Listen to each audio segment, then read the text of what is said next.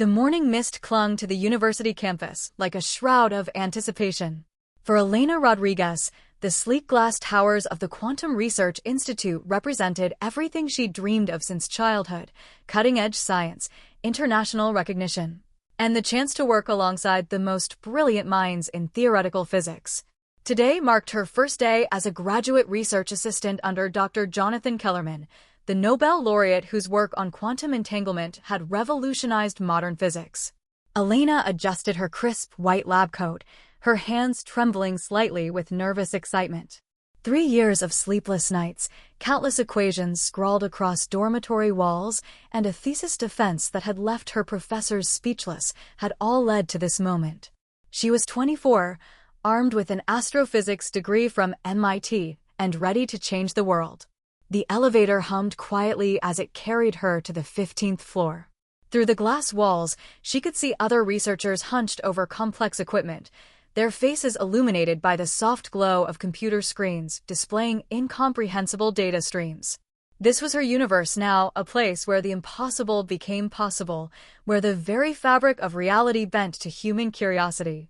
Dr. Kellerman's office occupied the corner of the building, its floor-to-ceiling windows offering a panoramic view of the city below. Elena knocked softly on the frosted glass door marked with his name in elegant gold lettering. "Come in," a warm voice called from within. Elena stepped inside and found herself face-to-face with the man whose research papers had shaped her academic journey. Dr. Kellerman was in his mid-50s, with salt and pepper hair and kind eyes that seemed to see through the surface of things. He stood behind a mahogany desk cluttered with scientific journals, his Nobel Prize gleaming from a shelf lined with awards and accolades. "Elena Rodriguez," he said, extending his hand with a genuine smile. "I've been eagerly anticipating this day. Your undergraduate work on parallel universe theory was absolutely brilliant." Elena felt her cheeks flush with pride. "Thank you, Dr. Kellerman. It's an honor beyond words to work with you." "Please call me Jonathan," he said, gesturing to a comfortable chair opposite his desk. "We're going to be spending a great deal of time together, and formality has a way of stifling creativity." As Elena settled into the chair, she noticed a photograph on his desk, a young woman with striking features and an infectious smile, wearing a graduation cap and gown. The woman bore an uncanny resemblance to Elena herself, with the same dark hair and determined expression. "Your daughter?" Elena asked, nodding toward the photo. Jonathan's expression shifted almost imperceptibly, a shadow passing across his features. "Yes," he said quietly. "That's Rachel. She would have been about your age now." The past tense wasn't lost on Elena, and she immediately regretted bringing up what was clearly a painful subject. "I'm sorry, I didn't mean to." "No need to apologize," Jonathan said, his voice regaining its warmth. "Rachel was passionate about physics, just like you. She had dreams of making groundbreaking discoveries, of pushing the boundaries of human knowledge." He paused, his fingers unconsciously reaching toward the photograph. "Sometimes I see her spirit in promising young scientists like yourself." Elena felt a mix of honor and responsibility settle on her shoulders. To be compared to someone who had clearly meant so much to this extraordinary man was both humbling and inspiring. "Now," Jonathan said, clapping his hands together with renewed energy, "let me show you what we're working on. I think you'll find it absolutely fascinating." He led her through a secure door into the main laboratory, a cavernous space filled with equipment that looked like it belonged in a science fiction movie. Massive particle accelerators hummed with contained energy, while banks of supercomputers processed data at incomprehensible speeds. The air itself seemed to vibrate with scientific possibility. "We're on the verge of a breakthrough that could redefine everything we understand about the nature of reality," Jonathan explained, his eyes bright with enthusiasm. "Imagine being able to prove the existence of parallel dimensions, to actually communicate across the boundaries that separate different versions of our universe." Elena's heart raced. This was exactly the kind of revolutionary research that had drawn her to theoretical physics. "How close are you to achieving this?" "Closer than anyone realizes," Jonathan said, lowering his voice as they walked between towering machines. "The preliminary data is promising, but we need someone with fresh eyes, someone who can approach the problem from a new angle." "That's where you come in." Over the following weeks, Elena threw herself into the research with an intensity that surprised even her. She arrived at the lab before dawn and often didn't leave until well past midnight. The work was exhilarating and exhausting in equal measure, requiring her to stretch the boundaries of everything she thought she knew about physics. Jonathan proved to be an exceptional mentor, patient with her questions yet challenging enough to push her capabilities to their limits. He had a gift for explaining complex concepts in ways that sparked new understanding, and Elena found herself growing as a scientist at a pace she hadn't thought possible. "You're making remarkable progress," Jonathan told her one evening as they reviewed data from the day's experiments. "Your insights into quantum field fluctuations have opened up entirely new avenues for our research." Elena beamed with pride. Working alongside someone of Jonathan's caliber was like learning from Einstein himself. Every day brought new challenges and discoveries that left her feeling simultaneously exhausted and exhilarated. "I've been thinking," Jonathan continued, settling into his chair with a thoughtful expression. "There's a research conference in Geneva next month, the International Symposium on Quantum Mechanics. It's where the world's leading physicists gather to share their latest findings. I'd like you to come with me." Elena's eyes widened. The Geneva conference was legendary in their field, an invitation-only event where only the most groundbreaking research was presented. For a graduate student to attend was virtually unheard of. "Are you serious?" she asked, hardly daring to believe it. "Completely serious," Jonathan replied. "You've earned it, Elena. Your contributions to this project have been invaluable." As the weeks passed, Elena began to notice subtle changes in Jonathan's behavior. He became more secretive about certain aspects of their research, often working alone on calculations that he kept locked in his private office. When she asked about these sessions, he would smile and deflect, claiming he was simply working through some preliminary theories that weren't ready for collaboration. "Science is often a solitary pursuit," he explained during one such exchange. "Sometimes we need to explore ideas in isolation before we're ready to share them with the world." Elena accepted his explanation, though something about his demeanor troubled her. There was an intensity in his eyes when he thought no one was watching, a hunger that seemed to go beyond normal scientific curiosity. One evening, while working late in the lab, Elena accidentally knocked over a stack of papers from Jonathan's desk. As she gathered them up, her eyes fell on a document that made her blood run cold. It was a funding proposal for their research, but the name listed as principal investigator wasn't Jonathan's, it was hers. Elena's hand shook as she read the document more carefully. According to the proposal, she was listed as the lead scientist on their quantum entanglement project, with Jonathan serving merely as a consulting advisor. The research breakthrough they'd been working toward together was being presented as entirely her own work. But that wasn't the most shocking discovery. As Elena continued reading, she found a section that detailed the theoretical framework for their experiments, framework she recognized as her own original thinking, ideas she'd shared with Jonathan during their private conversations. Every innovative concept, every creative solution she'd developed, was being attributed to her in the proposal, but with a subtle twist that made it clear Jonathan intended to claim credit for mentoring and guiding the brilliant young researcher toward these discoveries. Elena's mind raced as the implications became clear. Jonathan wasn't planning to steal her work, he was planning to position himself as the genius mentor who had shaped her thinking, the mastermind behind her success. It was a more sophisticated form of appropriation, one that would allow him to bask in reflected glory while appearing to be generous and supportive. But there was something even more disturbing hidden in the depths of the proposal. A section marked personal investment contained a paragraph that made Elena's stomach churn. "The principal investigator's remarkable resemblance to my late daughter Rachel provides an emotional investment in her success that transcends normal mentorship. This project represents not only a scientific breakthrough, but a personal opportunity to achieve through Ms. Rodriguez the discoveries that Rachel might have made had she lived to pursue her scientific dreams." Elena felt sick. Jonathan hadn't chosen her for her scientific abilities, he'd chosen her because she reminded him of his dead daughter.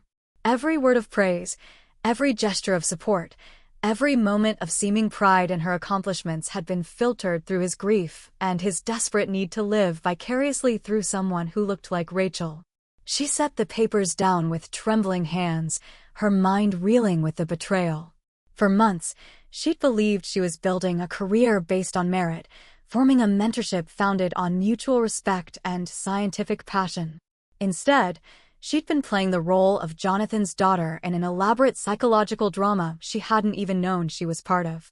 The sound of footsteps in the hallway sent panic shooting through Elena's chest. She quickly arranged the papers as she'd found them and pretended to be working on her laptop when Jonathan appeared in the doorway. "Still here?" he asked with his familiar warm smile. "You know, Rachel used to work late into the night just like this." She had the same dedication, the same hunger for discovery.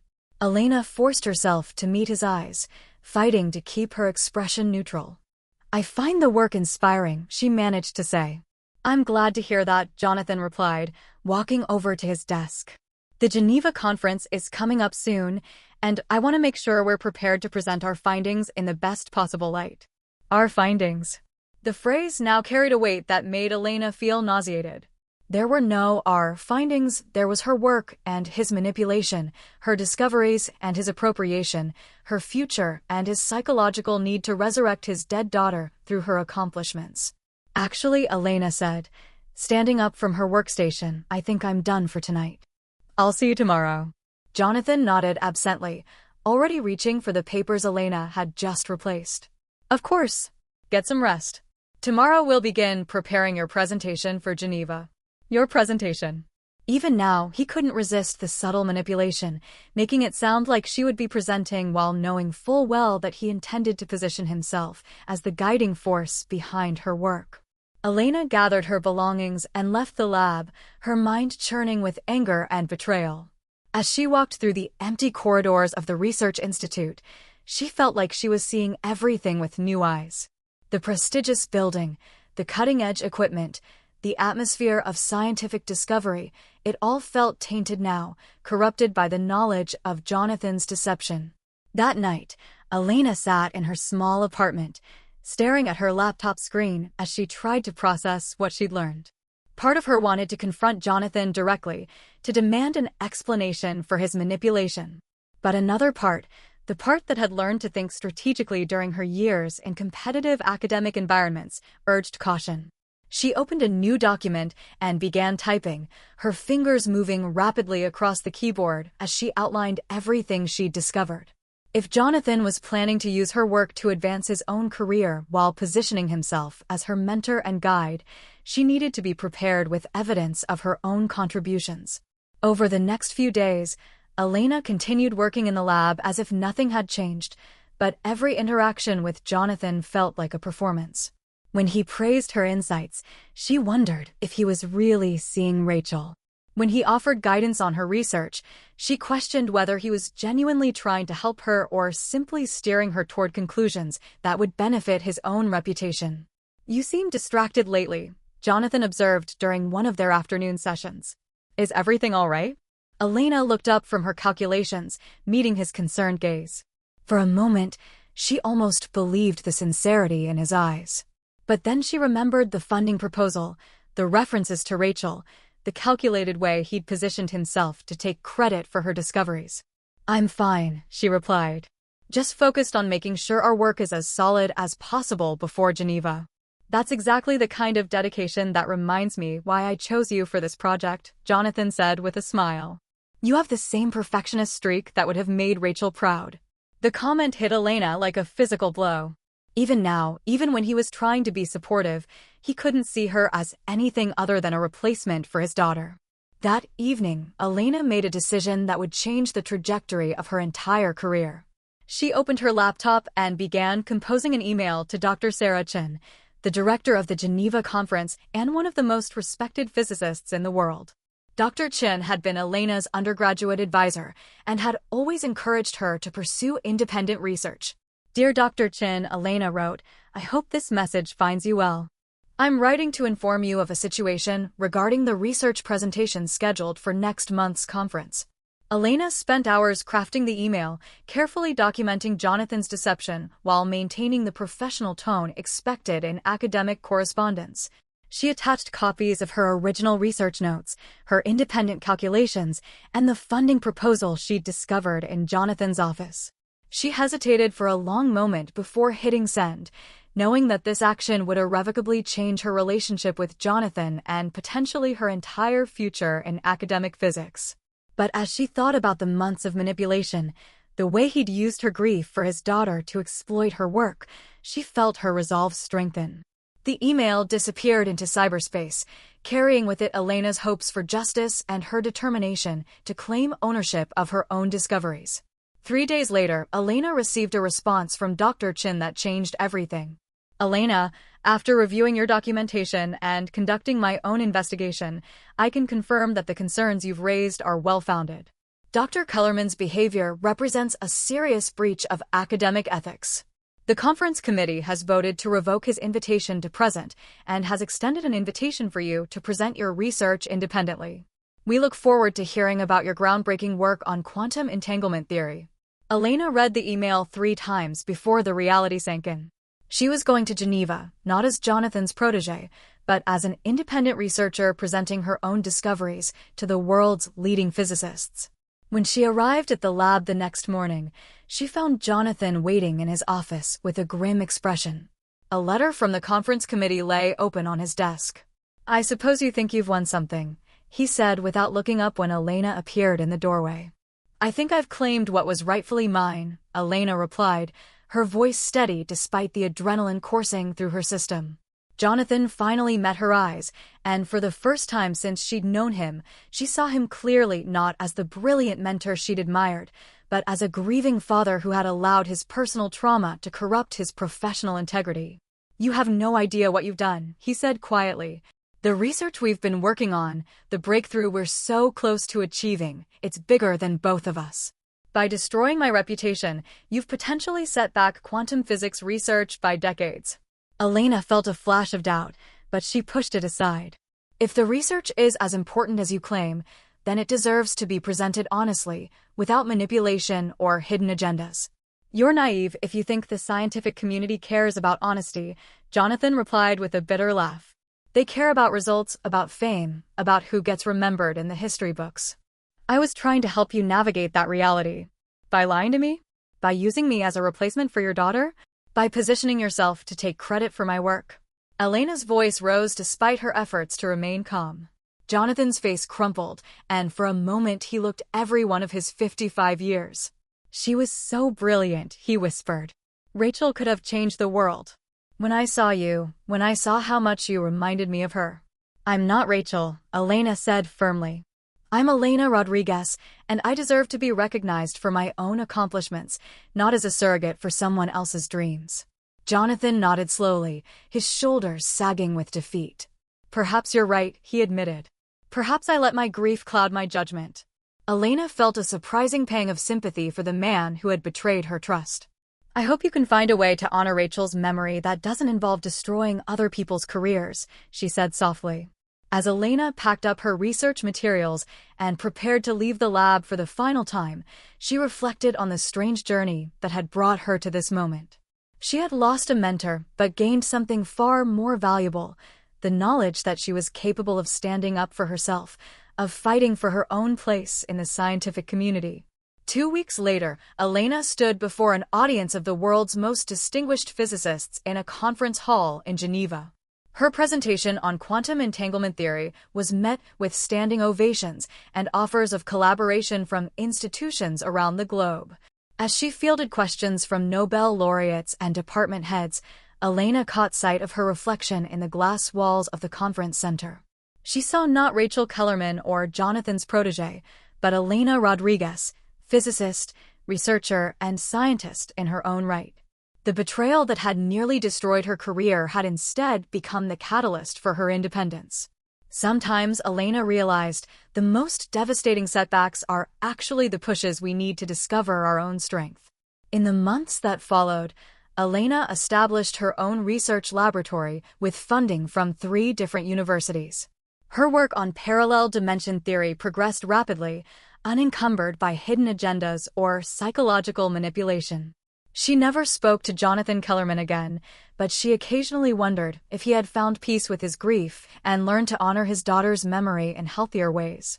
Some betrayals, Elena had learned, hurt the betrayer as much as the betrayed. As for Elena herself, she threw herself into her research with a passion that was purely her own. No longer working in someone else's shadow, she began to make the kind of groundbreaking discoveries that would ensure her name appeared in physics textbooks for generations to come. The girl who had once trembled with nervous excitement on her first day as a research assistant had become a confident scientist who understood that true mentorship builds people up rather than tearing them down for personal gain. Elena's story serves as a powerful reminder that sometimes our greatest betrayals become our most important turning points. When those we trust attempt to diminish our accomplishments for their own benefit, we have a choice. We can allow ourselves to be diminished, or we can fight for the recognition we deserve.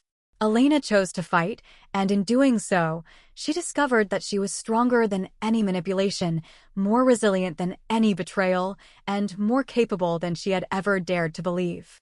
What began as a story of academic deception became a testament to the power of self-advocacy and the importance of maintaining our integrity even when those around us abandon theirs.